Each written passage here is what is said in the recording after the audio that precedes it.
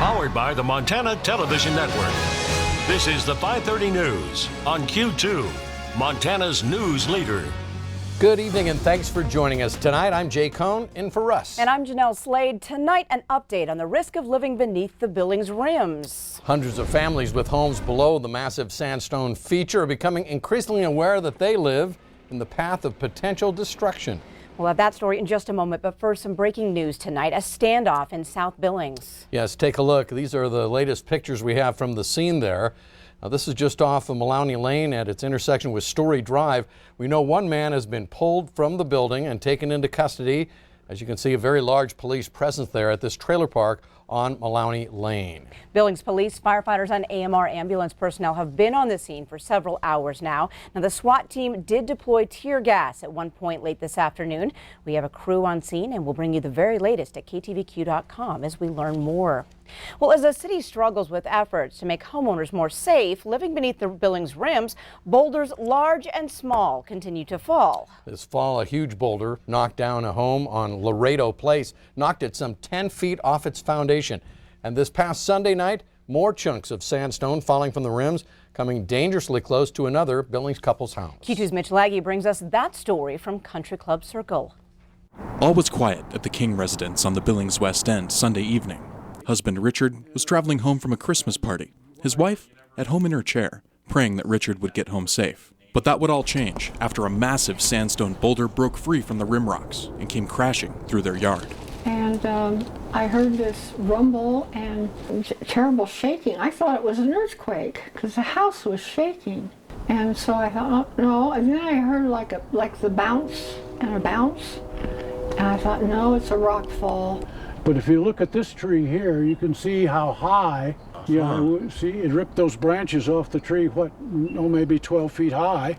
Thankfully, the boulder's path took it into a valley on the property, narrowly avoiding the King's home. Sunday's rockfall on Country Club Circle happened at a seemingly coincidental time.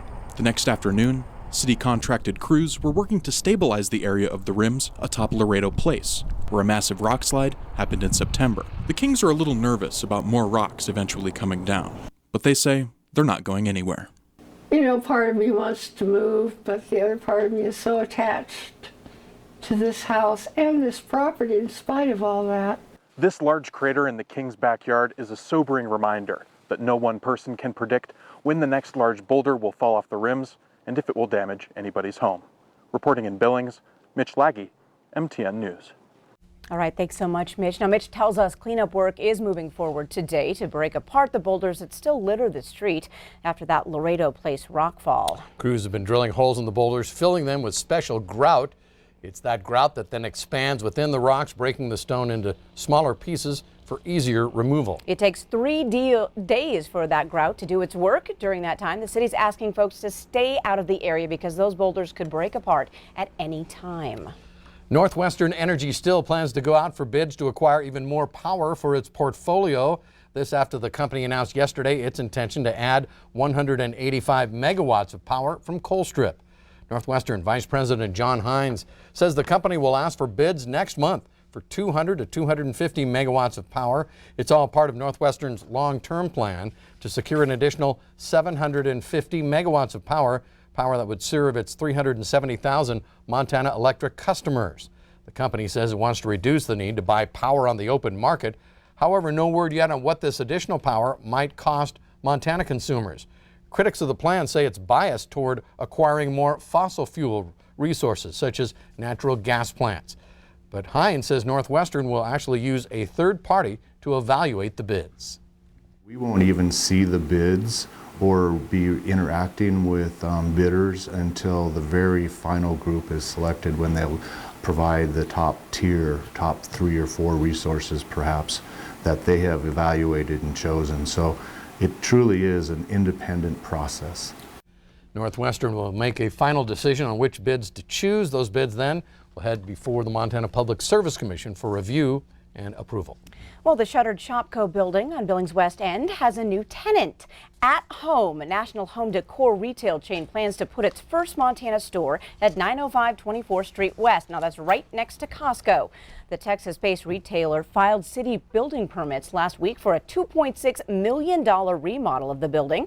The 100,000 square foot space has been vacant since this summer when Shopko closed all remaining stores nationwide. At Home has 200 stores across the country and provides a broad assortment of products, including furniture, garden items, and housewares. The company has opened 40 new stores this past year. Well, now on to the weather scene tonight. Some heavy snow headed toward the Beartooth Mountains, and Q2 Chief Forecaster Bob McGuire here joining us to break it all down, Bob. Yeah, especially the west-facing slopes are going to get hit very hard. We have several waves of moisture moving in. Let me show you what we have here. Here's our watches and warnings. You can see we do have a winter storm warning for all of the Beartooths. It starts at midnight tonight, goes to 5 p.m. Friday. Look for 12 to 18 inches of snow on those west-facing slopes, plus 45-mile-per-hour winds. Meanwhile, in southwestern Montana, looking more like 3 to 6 inches of snow in the valleys, up to 9 inches in some of the ridge tops up there. But not only that, up in northeastern Montana, that's another winter weather advisory, 2 to 4 inches of snow until 9 o'clock tonight. Out in the west, here comes another wave of moisture moving in. Winter weather advisory there, 2 to 4 inches of snow in the valleys, up to 13 inches of snow in some of the mountains. But as far as tonight is concerned, most of the snow has gone past the Billings area, seeing some scattered snow showers in eastern Montana, but there are several more waves coming our way. We'll chat more about that coming up in a few more minutes. All right, thank you, Bob. Well, speaking of winter weather, Yellowstone National Park's winter season opens this coming Sunday at 8 a.m. That means the park's interior roads will open for travel by commercially guided snowmobiles and snow coaches from the northwest and the south entrances. Yellowstone, of course, offers a variety of winter activities, including cross-country skiing, snowshoeing, and ranger-led programs. Visitors with the proper permits are also able to take non-commercially guided snowmobile trips. Jay is very happy right now. Here's a look at the visitor services open this weekend. The Old Faithful Education Center, Grill, Gift Shop, and Ski Shop open Sunday. Then Monday, the Old Faithful Snow Lodge and Cabins open. Meanwhile, in Mammoth, the Mammoth Hotel, the dining room, the barista bar, and gift shop also will open Sunday. Visitors are reminded that due to Yellowstone's unpredictable winters, road closures or delays can happen with little or no warning. Now, park visitors are advised to carry their own emergency survival equipment and to be prepared for extreme cold. Now, as for the east entrance road that heads over the Sylvan Pass, remains closed over snow travel until Sunday on December 22nd. And a reminder, the entire road from Gardner to Cook City is open year-round.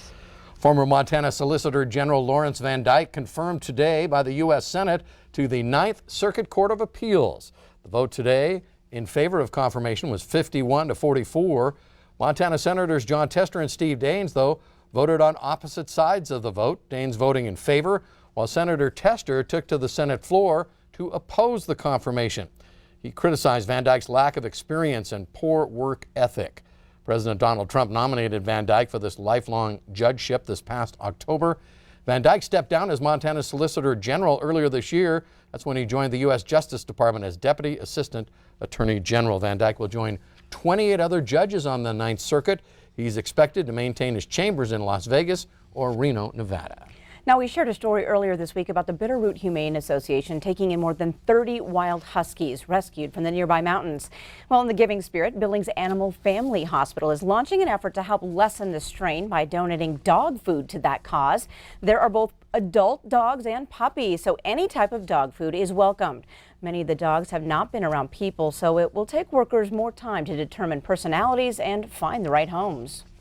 Our relief vets that is here this week, Dr. Meg, she's from the Bitterroot Valley area, and she was telling us about all the huskies that had been rescued, and 30 to 40 dogs is a lot of dogs to support for food and necessities like that. So after she's done here, she's going to go back that way, and she volunteered to take some food with her, and so we thought we'd just kind of reach out to the public, and if they wanted to donate, then we'd load her car up on the way home and get some food to the huskies. And Billings Animal Family Hospital will be collecting through Thursday. It's located at 1321 27th Street. Still to come on tonight's 5:30 News, it's the perfect homecoming. Some young boys received the best early Christmas present they could possibly wish for. Hi everybody, Scott Breen at the National Finals Rodeo here in Las Vegas. Coming up in sports, we hear from Miles City tie-down roper Haven Medjed. He's a rookie but roping like a champion and may become one. Wait till you hear where Medjed, of all places, bought his ridiculously solid horse. You're You're watching MTN News with Janelle Slade and Russ Riesinger, Storm Tracker weather with Bob McGuire, and sports with Scott Breen. This is the 5:30 news on Q2, Montana's news leader.